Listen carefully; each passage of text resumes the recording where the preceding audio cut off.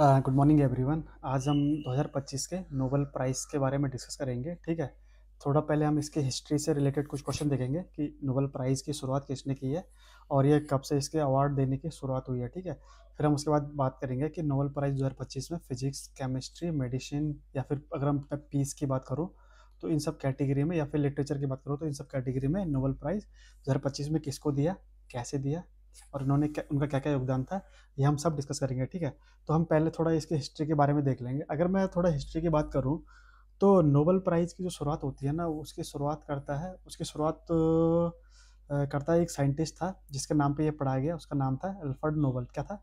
Alfred Alfred Alfred Bernhard Alfred Bernhard Nobel. ठीक है, तो इसकी ये नोबेल जो था ना, इसके नाम पे ये नोबेल है। ठीक है, तो तब से ही इसी के नाम पे ये नोबेल प्राइज़ की शुरुआत हुई है। ठीक है, अगर मैं कुछ हिस्ट्री की बात करूं तो हिस्ट्री से रिलेटेड अगर कोई क्वेश्चन देखे तो जो अल्फ्रेड नोबेल थे ना,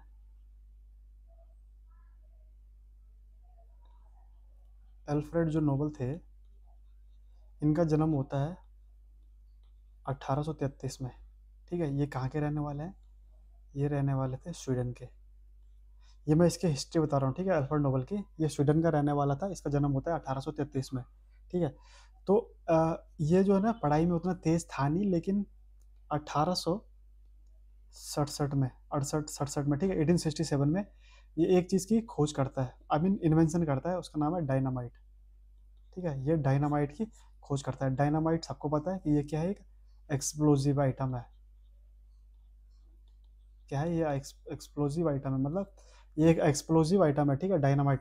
तो जब 1867 में, 1867 में जब ये डायनामाइट की खोज करता है ना, तो इसको लगता है कि अल्फ्रेड नोबेल को लगता है कि इसने क्या बना दिया, मतलब ये लोगों की जान जान लेने वाला। जैसे कि देखो, तुमने ओपनहाइमर में देखा होगा कि जो साइंटिस्ट ओपनहाइमर ओपनहाइमर मूवी में तुमने देखा होगा, जो साइंटिस्ट था ना ओपनहाइमर, वो बोलता है कि उसने क्या बना दिया, मतलब जब वो एटम एटम बम को बनाता है ना, न्यूक्लियर बम को बनाता है, तब वो सोचता है कि उसने क्या बना दिया। ऐसे अल्फ्रेड नोबेल ने भी सोचा कि उसने डायनामाइट की जो इन्वेंशन किया ना, तो ये मतलब गलत चीज़ है। ठीक है, और उसके बाद जो है, अगर मैं बात करूँ तो उसके बाद एक पब्लिशर था, न्यूज़ पब्लिशर, जिस जो एक चीज़ को पब्लिश करता है, वो ना अल्फ्रेड नोबेल को अपनी उसमें बुक में मर्चेंट ऑफ डेथ का नाम दे देता है। ठीक है, मर्चेंट ऑफ डेथ, मतलब इसको बोलता है तो ये भाई, ये जो है ना, ये किसका मुर्दों का व्यापारी है, मतलब एक तरफ से, मतलब ये बोलता है मर्चेंट ऑफ डेथ है। ठीक है, तो अल्फ्रेड नोबेल को लगता है कि भाई उसने कुछ तो गलत चीज़ बना दी। तो फिर ये डिसाइड करता है कि जो जितनी भी इसकी आमदनी होगी ना, उस आमदनी का जो है कुछ पैसा जो है ना, भले काम के लिए भी जाना चाहिए, मतलब ह्यूमन काइंड के लिए भी कुछ पैसा जाना चाहिए। तो इसीलिए उसकी वो शुरुआत करता है नोबेल प्राइज़ की। ठीक है, तो ह्यूमन, ये शुरुआत होती है, मतलब नोबेल प्राइज़ की शुरुआत होती है, वो शुरुआत होती है फिर 1895 में। 1895 से मतलब जो नोबेल प्राइज़ देना शुरू कर देता है। और जो पहला नोबेल प्राइज़ जो दिया जाता है ना, वो पहला जो नोबेल प्राइज़ है वो दिया जाता है 1901 में। ठीक है, 1901 में पहला नोबेल प्राइज़ दिया जाता है। ठीक है, अगर मैं कुछ और बात करूँ नोबेल प्राइज़ के बारे में, तो इसमें ना कैरेट 24 कैरेट की गोल्ड की एक प्लेट देते हैं, प्लस 1 मिलियन यूएसडीटी। ठीक है, ये इसमें एक कैश प्राइज होता है। ठीक है, 1 मिलियन कैश प्राइज। ठीक है, एक 24 कैरेट की गोल्ड की प्लेट होती है जो मेडल होता है। ठीक है, और 1 मिलियन कैश प्राइज देते हैं इसमें। अगर मैं बात करूं तो 18 जो है ना, 18, आई मीन 18 नहीं, 1960 में, 1968 में ना, उसमें इसमें एक और चीज़ ऐड कर देता है, वो है इकोनॉमिक्स। ठीक है, कि आज के बाद इकोनॉमिक्स में भी नोबेल प्राइज़ का अवार्ड दिया जाएगा। इकोनॉमिक्स में जो नोबेल प्राइज़ की शुरुआत होती है वो होती है 1968 में। ठीक है, तो ये रही इसके बारे में कुछ हिस्ट्री। ठीक है, तो बात करते हैं आगे के क्वेश्चन की कि इस बार नोबेल प्राइज़ किस फील्ड में किसके लिए दिया गया। ठीक है, तो पहले बात करते हैं नोबेल प्राइज जो है फिजिक्स में किसको दिया गया। ठीक है, तो फिजिक्स में ये इस बार 3 लोगों को मिला है। ठीक है, एक है जॉन क्लार्क है, दूसरा है मिचेल एच डिवोर्टे, और तीसरा है जॉन एम मार्टिनेस। ठीक है, तो जो ये जॉन क्लार्क है ना, ये कहाँ के रहने वाले हैं? जॉन क्लार्क हैं यूनाइटेड किंगडम के। ठीक है, और ये जो मिचेल एच डेवोरेट है, ये कहाँ के हैं? ये है फ्रांस के। और जो तीसरा भाई है अपना जॉन एम मार्टिनेस, ये कहाँ का है?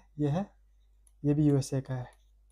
आई मीन भी नहीं, ये यूएसए का है। ठीक है, इन तीनों ने क्या डिस्कवर किया था? इन्होंने डिस्कवरी की थी microscopic quantum mechanical tunnelling and energy quantization electric circuit, ठीक है। अगर मैं एक सिंपल भाषा में बोलूँ तो इन्होंने ना क्वांटम कंप्यूटिंग की शुरुआत कर दी है। मतलब क्वांटम कंप्यूटर तुम्हें पता होगा, क्वांटम कंप्यूटर की बात करूं तो क्वांटम कंप्यूटर जो होता है ना वो 0 और 1 के बीच काम करता है, 0 और 1 के बीच में, ठीक है। एक कंसेप्ट है मतलब ना क्वांटम कंप्यूटर में, जो आजकल के जो कमर्शियल कंप्यूटर या फिर कोई भी डिवाइस है ना वो डिस्क्रीट मैथमेटिक्स में काम करती है। मतलब वो बाइनरी डिजिट में काम करती है, यदि 0 होगा या 1 होगा, मतलब यदि ट्रू होगा या फिर फॉल्स होगा। मतलब कोई चीज़ अगर हमें कुछ भी डिसीजन लेना है ना तो वो दो दो तरीके से लिया जा सकता है, यदि वो चीज़ सही है यदि वो चीज़ गलत है, ठीक है।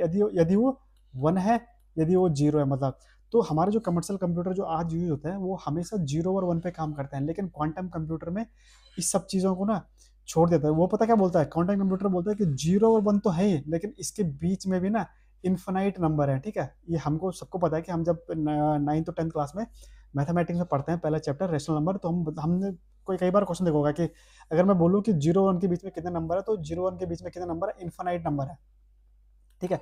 तो इसी कंसेप्ट को ना क्वांटम कंप्यूटर भी काम करता है कि भाई 0 और 1 तो है, मतलब ट्रू और फॉल्स भी है, तो लेकिन इसके बीच में जो और नंबर है ना 0.1 0.2 0.9 तक, तो वो भी ना एक बेसिक अनसर्टेनिटी लेके चलता है। मतलब कि इनके बीच में भी तो कुछ हो सकता है। मतलब यदि यदि कोई चीज यदि सही है यदि कोई चीज गलत है, पर उनके बीच में भी कोई चीज है, मतलब या सही भी हो सकती है और गलत भी हो सकती है, तो वो इस 0 और 1 को ना दोनों को एक ही बार में लेके चलता है और उसको ही बोलता है क्वांटम कंप्यूटर, ठीक है।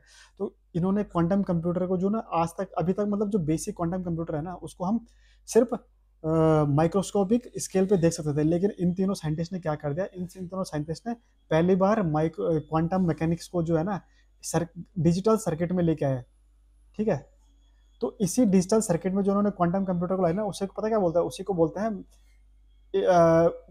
जो जो स्केल लेवल पे है ना उसको बोलते हैं मैकेनिकल टनलिंग। लेकिन इन्होंने क्या कर दिया उसको ना इलेक्ट्रिकल सर्किट में कन्वर्ट कर दिया। तो इससे पता क्या हो गया, इससे जो है फ्यूचर में और ज्यादा टेक्नोलॉजी का अब विकसित हो गया। मतलब अब हम जो है क्वांटम कंप्यूटिंग हो गया, क्वांटम सेंसर हो गया, क्वांटम सर्किट हो गया, ऐसे चीजों पे अब काम कर सकते हैं, ठीक है। तो इन्होंने एक अपॉर्चुनिटी खोल दी कि हम क्वांटम कंप्यूटर को अब किसी भी फील्ड में यूज कर सकते हैं, क्योंकि इन्होंने क्या कर दिया उसको एक सर्किट पे बना दिया। मतलब अगर मैं दूसरी बात करता हूँ तो फ्रिज नोबेल प्राइज जो है ना केमिस्ट्री में किसको किसको दिया गया, केमिस्ट्री में तो अगर मैं बात करूँ तो केमिस्ट्री में भी इस बार 3 लोगों को दिया गया, ठीक है। एक है सुसुमो किटागावा, दूसरा है रिचर्ड रॉबिन्सन और तीसरा है उमर एम यागी, ठीक है, उमर एम यागी। अगर मैं बात करूँ सुसुमो, ये तो इसका नाम से पता चल रहा है, ठीक है, ये कहाँ का होगा, ये जापान का मैं रिचर्ड रॉबिन्सन की बात करूँ तो रिचर्ड रॉबिन्सन हमारे ऑस्ट्रेलिया के हैं, ठीक है, कहाँ के हैं, ऑस्ट्रेलिया के हैं।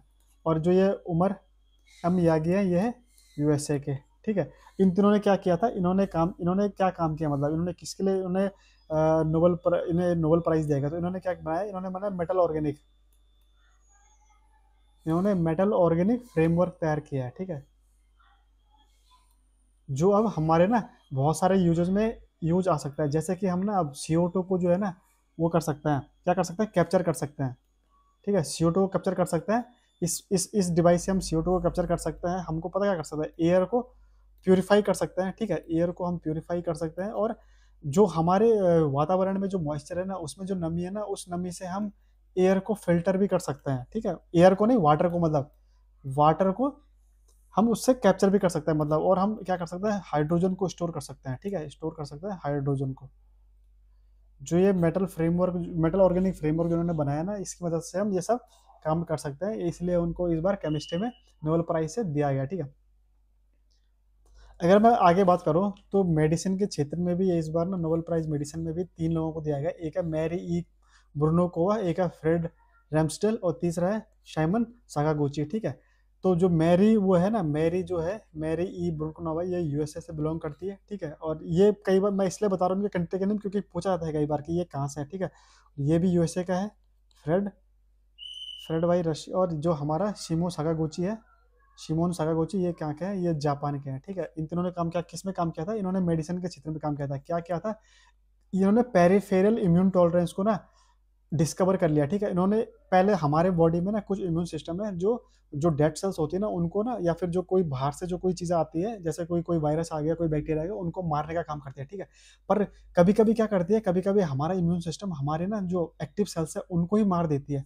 तो ऐसा ना हो, मतलब आज के बाद ऐसा ना हो, इन्होंने जो है 2 T सेल्स और बी सेल्स की खोज की है, मतलब दो तरह के सेल्स इन्होंने खोजी है, टी सेल्स और बी सेल की डिस्कवरी करी है, ताकि जो है ना ये टी सेल्स और बी सेल्स क्या करेगा, ताकि ये ना डिफ्रेंशिएट कर सके कि हमारे इम्यून सिस्टम हमारे अपने ही एक्टिव सेल्स को ना मारे, उन सबको डेवलप कर लिया टी सेल्स और बी सेल्स इसकी डिस्कवरी करके, मतलब ताकि ना ये एक प्रोटेक्ट कर सके, ये दोनों जो सेल्स है ना वो ना एज अ सिक्योरिटी गार्ड काम करे, मतलब ताकि ठीक है ये एज एक्ट करे सिक्योरिटी की तरह, मतलब ठीक है सिक्योरिटी गार्ड की तरह।